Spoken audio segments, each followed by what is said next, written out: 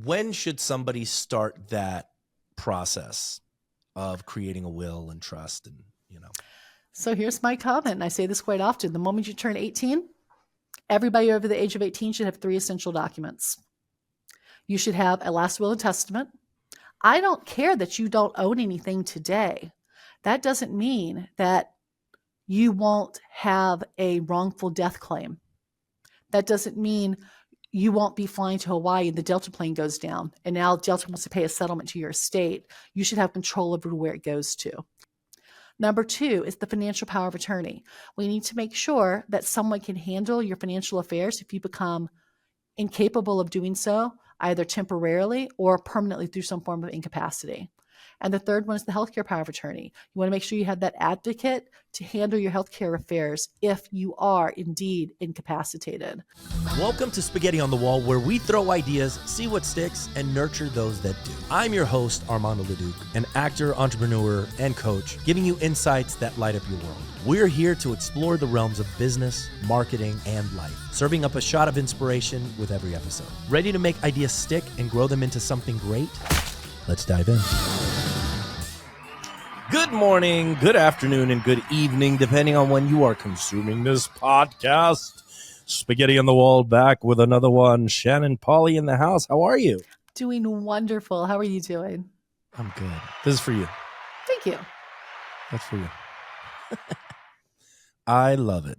So we got to meet at one of the masterminds for 8-Figure Firm. And I was like, let's have a conversation about estate planning, because I think that more and more people, now that, boomers are retiring and selling their businesses, are in a spot where these things need to be thought about, right? And not when the stuff is hitting the fan. And, within the last 2 weeks, like, I've had death in my face, several times. And it's just like, dang, this is, it's just hitting you left to right. Right. And as I'm getting older, it's just going to keep coming. You know what I mean? Like, it's just going to keep coming. So instead of ignoring, and just trying to keep things under the rug, like, let's take a look at it. Let's have a conversation about it. Right. And, I love that, you're a mindset coach along with being, an estate planning attorney, and Shannon, runs the estate and asset protection law firm. And so I really, there's a lot to unpack. There's a lot to talk about. But before we get into all of that, let's talk about, your background and how you got involved in this and why it's such a passion for you. Sure. So a little bit about myself. I am actually the first person that went to college in my family, much less anything, post undergrad. And my passion for this area of law that we're in definitely started in high school and college. And that's where I was a volunteer at nursing and convalescent centers. So nursing homes and convalescent centers. And that's where I was first introduced to the difference between those that have planning and those that don't have planning. I saw the difference between those that have active family and friend engagement and those that were basically a solo senior. And then I would see the difference between those that had true advocates with legal rights that they had predetermined out what they wanted them to do in their advocacy on their behalf when they themselves were silenced by mind or body. And then I saw those that was absolutely no advocate and no voice because they were silenced by mind or body. Definitely had a lasting handprint on my heart. And then I would say that I was reinforced that I was in the right area of law probably about 9-10 years ago now. In my family, we have a genetic predisposition for vascular dementia. As a matter of fact, my grandmother had vascular dementia. My mother was the caregiver for the last several years of her life until she ultimately passed from complication of vascular dementia. Then my mom was part of the care team for her sister, my aunt, who also had vascular dementia, subsequently passed away from complications caused by the dementia. And then about 9 years ago, my mother was diagnosed with vascular dementia. And what I will say is nobody wants to see their parent 100% breaking down. Essentially, not only did she know what was in her future, but she also knew what was in the future of my father, myself, my sister as caregivers.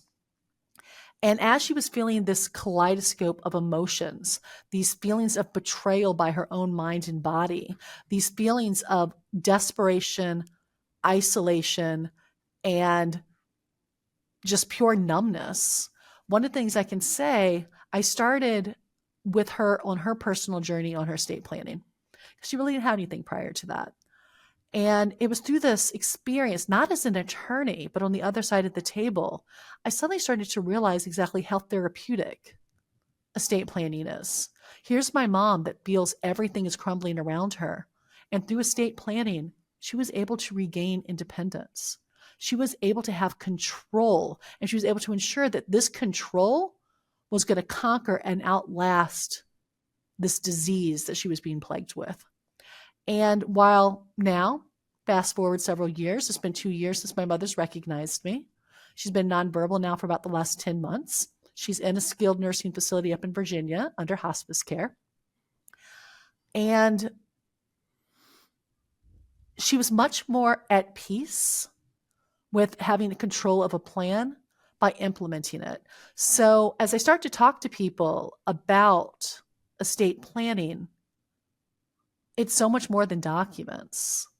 And it is something that is so needed, not only for the survivors or those advocates that help you, you need it for your own psyche so that you can actually feel that you have control when everything else is crumbling around you. You have the right to state how you want your end of life treatment plan to be. You have the right to state how you want stuff handled if you're in different conditions.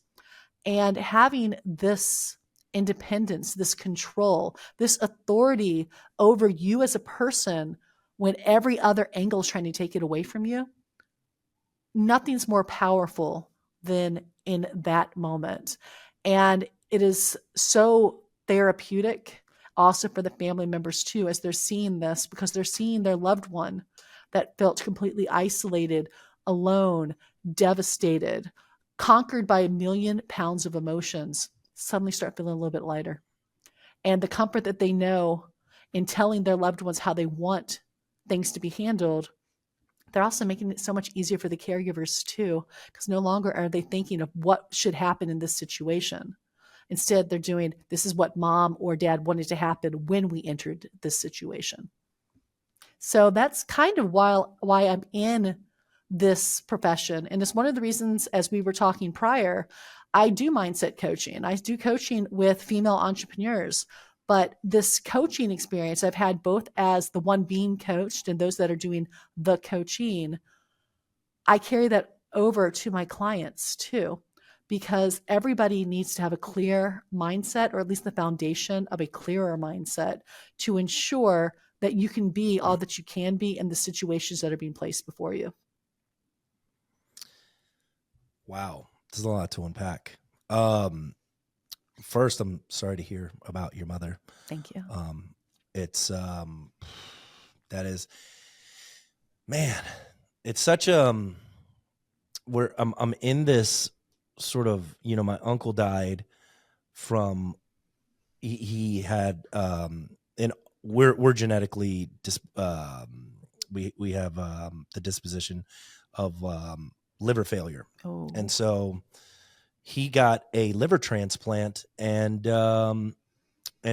it took, and then like 2 days later he died of the vena cava exploded. Oh my gosh. And and he passed away, and I was just like, man. And everybody was just, thinking about the fact that he was going to die as a result of the liver, and then he survived that portion just to die, of something else. And so I'm in this like weird headspace. My wife's friend died in a boat accident, and then just like 2 days ago, a good family friend, her mother, passed away. And it's in my face right now. So Yeah. it's kind of crazy to think about,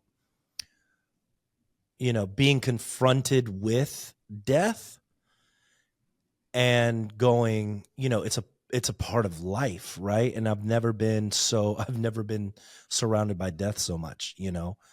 And in other, in other countries, it's not as taboo to talk about, right? Over here in the United States, for some reason, it's just like nobody really talks about it much. Nobody, it's just this like thing that people don't really want to face, and it's just like, well, it's a part of life. It's a thing that, people need to think about, and getting in. So talk to me about the mindset when you do have, these clients that come in, and they're, I mean, you're basically like having to ask them the tough questions and making them, make decisions about that part of their life. What, you know, how are you approaching this? How are you approaching the mindset? So, one of the first things I will say, and this is something that took me a while to accept, and that is not everybody's at the same place on a journey, even though the events are identical. So, you got to meet the people where they're at. And I had a consultation earlier this week, and it was a daughter who I met her and her mom back in March in the hospital, and we had some documents signed. And, mom had an event, and the goal was that she was going to come out of the event, strongly. And then I get contacted this week to give me an update, and mom has had a significant, depletion of skill set. And so I'm talking with her, and I'm trying to get her prepared for what I will call like a Medicaid talk, basically. But as I started to try to talk it, I realized she's not there yet because she is still on the hope of mom getting better, Mm. in defiance of what the doctors are saying, in defiance of what friends and family are saying. So one of the first things I'll say when it comes to mindset, you got to meet the people where they're at, and you give them roads to walk down, but you don't push them down either of them. And in all honesty, I'm of the opinion you really don't even hold their hand as they're walking down the road. They have to walk down the road on their own. Now, that's when I'm having the difficulty of meeting them where they are. But a lot of times the mindset play comes into when I'm talking with family caregivers. And we are right now a sandwich generation on so many aspects with the care needed for parents, because very often we're dealing with that caregiver child generation that probably still has children in the household of their own, and now the parent is coming in, so we've got a 3-generation house. And what I hear quite often, and this is what is like nails on a chalkboard to me, is the comment of, well, with all that I'm doing now, I'm becoming my parents' parent. And I never realized how much that really bothered me until I actually sat down and started focusing on the right mindset one should have. Because when you have that, that's a mindset of resentment. And also it's a mindset of disrespect, because you don't have the parental relationship over your parent.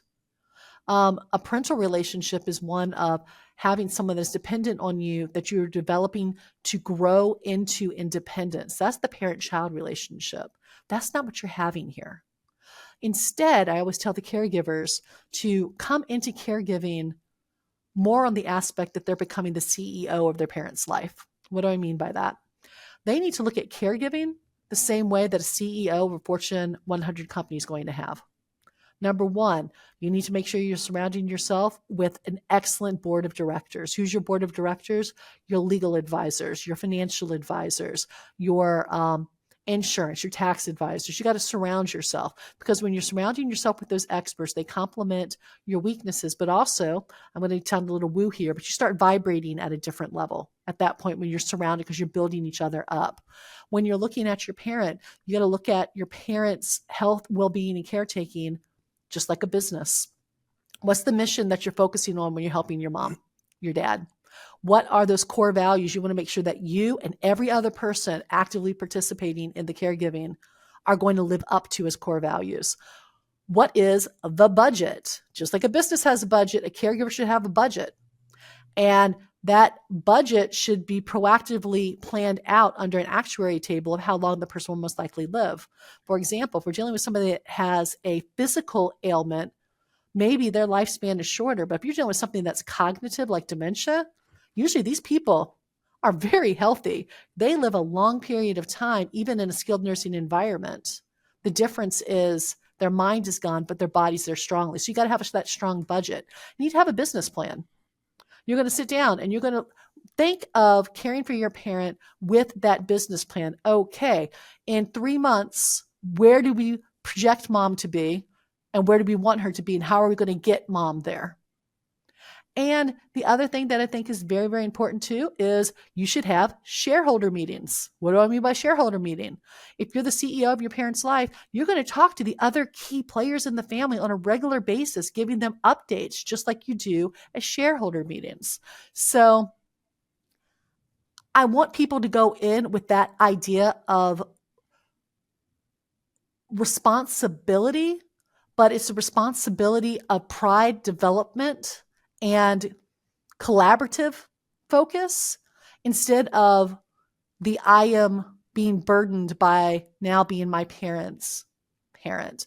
So when I start talking about mindset, I am focusing on mindset, not only to meet people where they are, but also if they are the caregiver, to start to develop them into a more positive way of thinking, more positive, more proactive, more productive, and more collaborative. Because one of the things I will say is men are unique when it comes to estate planning, especially if they're being involved in it.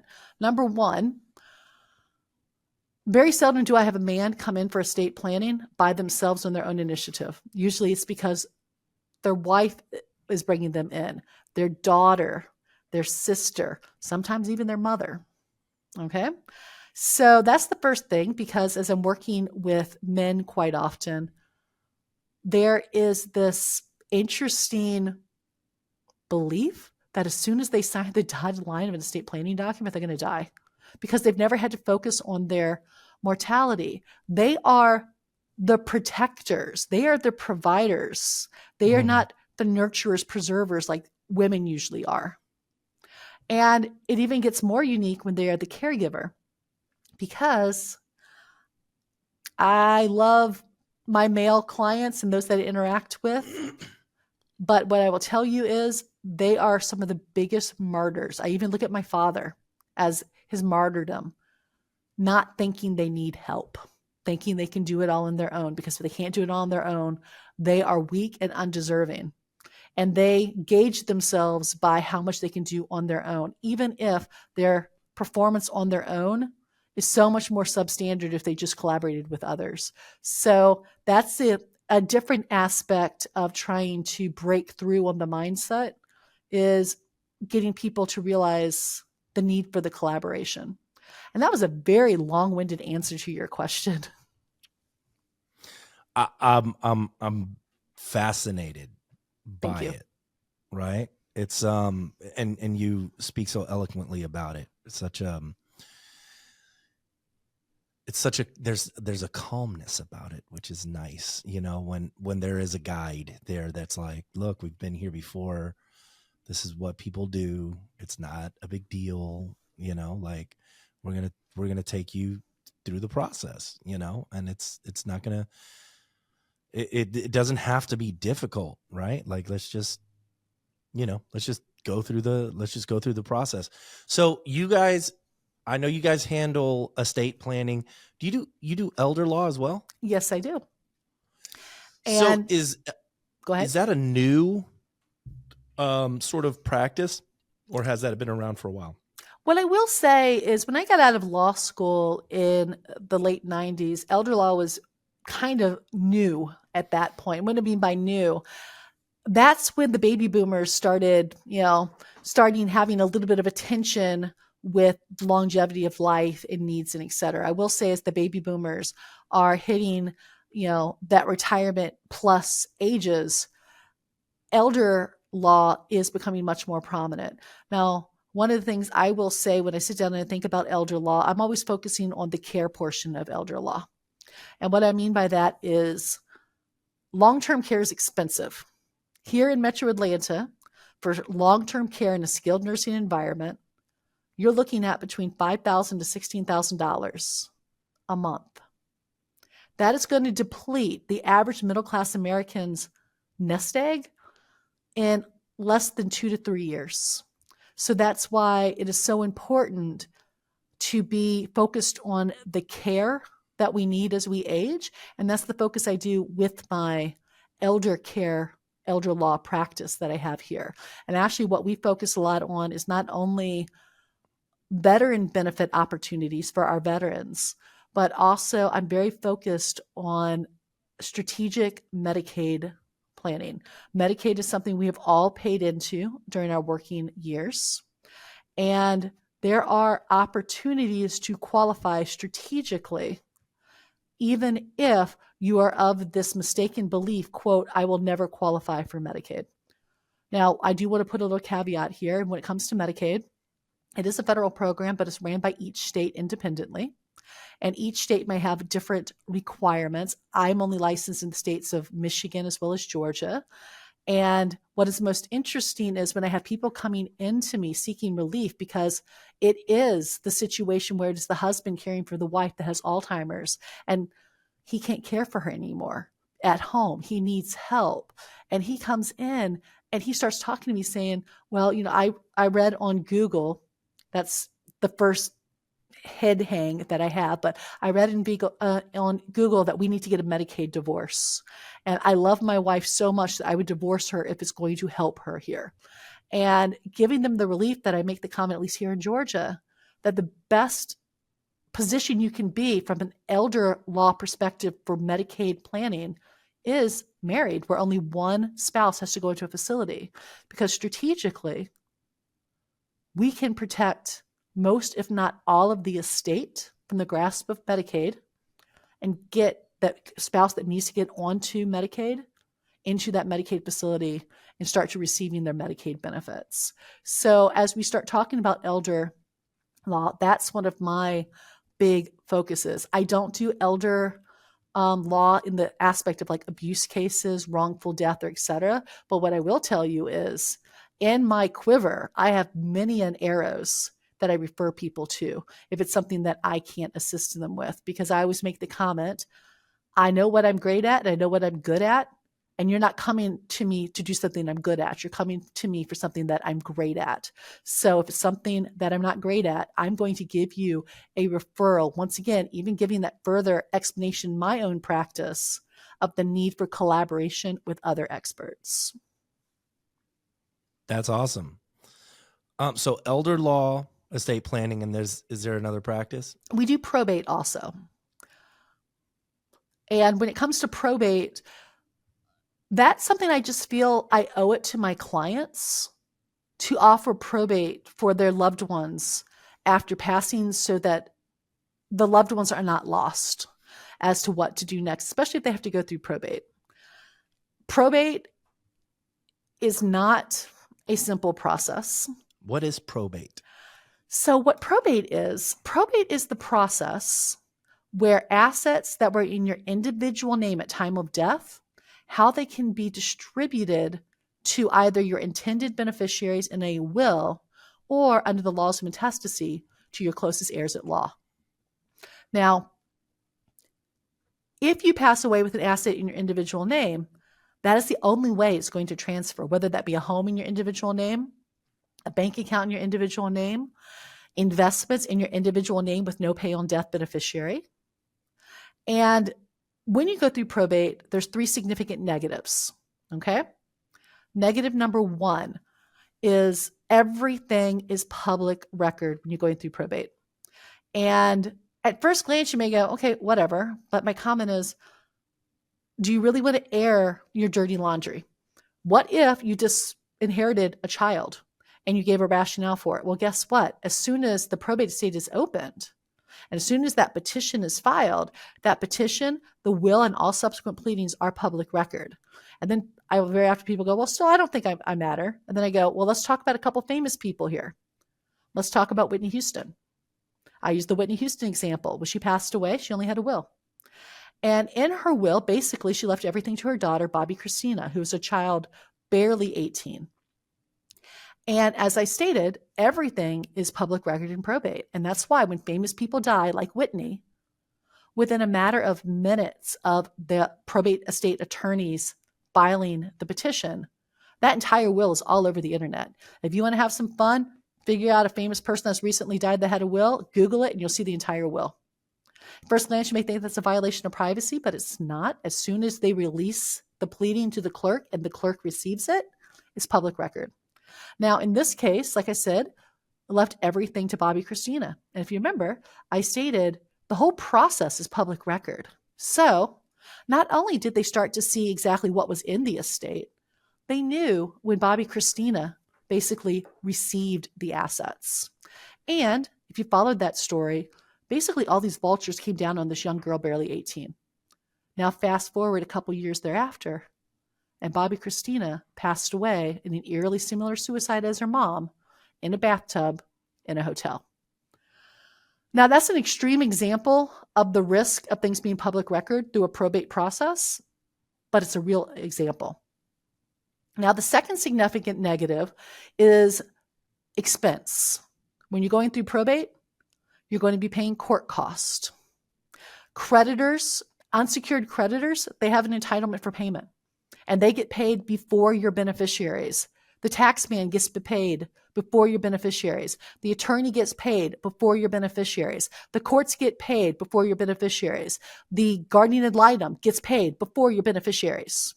So there's all these unnecessary expenses, which is cutting down on that nest egg you wanted to leave to your children. Well, that's just being pecked away. And then the third significant negative is time. So I'm licensed, like I said, in both Michigan as well as Georgia. The average amount of time it takes to go through the probate process with all of the requirements of notifications, wait times, and et cetera, it's always going to take about 6 months. But here's my comment. I've been practicing law since January 6th of the year 2000. I've never seen a basic probate administration only take 6 months. It's always taken longer. Now here in Metro Atlanta, let's add on COVID delays, which the courts still have not caught up on.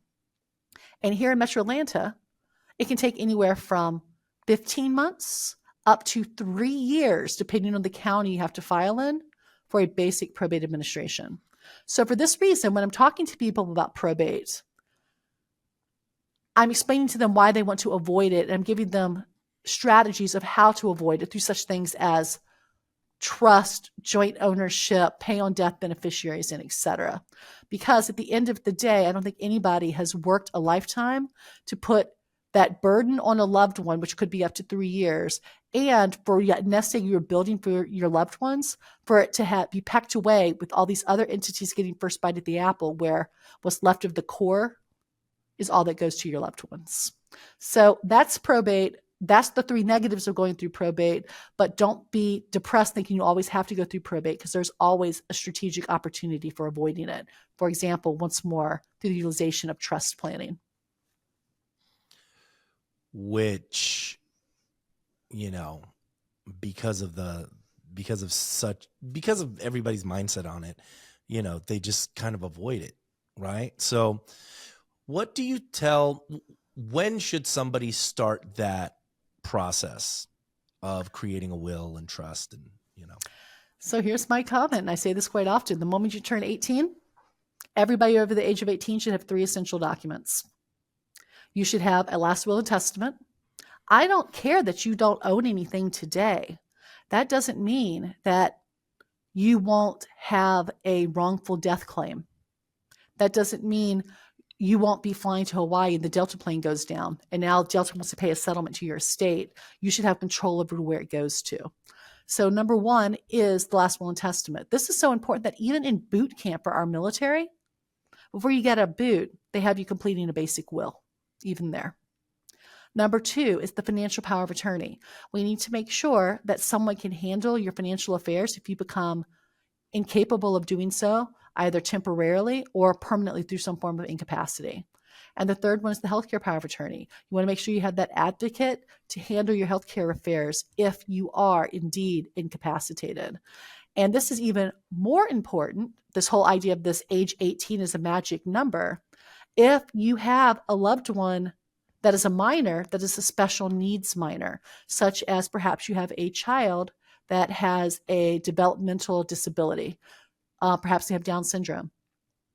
Well, as soon as they hit age 18, you've got to figure out if they have the capacity, let's make sure that you can continue to advocate for them. Because here's the thing.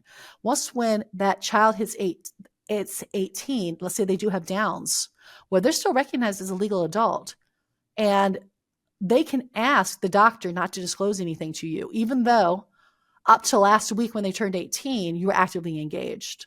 So that's other things to think about why 18 is such a magic number. 18 is a magic number for the general population for the purposes of ensuring you get these documents. 18 is also a magic number if we're dealing with special needs family members to ensure that you can still advocate for them. Because if you're not going to do it through these methods because they don't have the capacity, then you have to actively start thinking about pursuing guardianship and conservatorship through the probate courts. This conversation has been sobering. Thank you.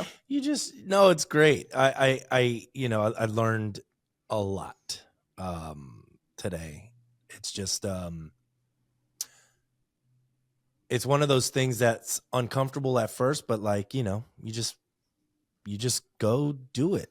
Right. And it's one of the things that, you put your big boy pants on and you go and you get it done. Like that's Amen. just, it's just what you got to do. So, Shannon, tell us where people can find you.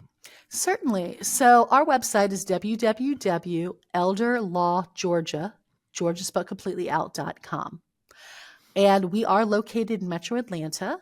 And one of the things that I do weekly, every Thursday at 1 p.m., I do weekly webinars. And these webinars, the topic changes weekly. And I encourage you, if you'd like to learn more, and even if it's just for the pursuit of knowledge, I am a child of the 70s. Knowledge is power. Schoolhouse rocks all the way. And that's one of the reasons I do these weekly webinars. And I encourage you, go to our website. I have the calendar of topics all the way to the end of the year. See if anything is something you want to learn more about. And even if you are in a state other than Georgia, I encourage you to get the basic foundational knowledge so that you can seek an attorney in your jurisdiction and you at least have the foundation for questions to be asked. Because I always tell people, I don't expect you to remember everything on my webinar, but just enough to know you need to ask a question. Hallelujah. I really do appreciate it. I hope you guys take this as a sign to go and get your will and estate planning done, start the process, because you never know. You just never know. Life is short, and, protect yourself, protect your family. So I really do appreciate you being on. Thank you so very much for having me. And that was Spaghetti on the Wall, ladies and gentlemen, brought to you by LeDuc Entertainment for your digital marketing needs, podcasts, organic social. We got you. And keep watching, keep listening. We'll see y'all next time.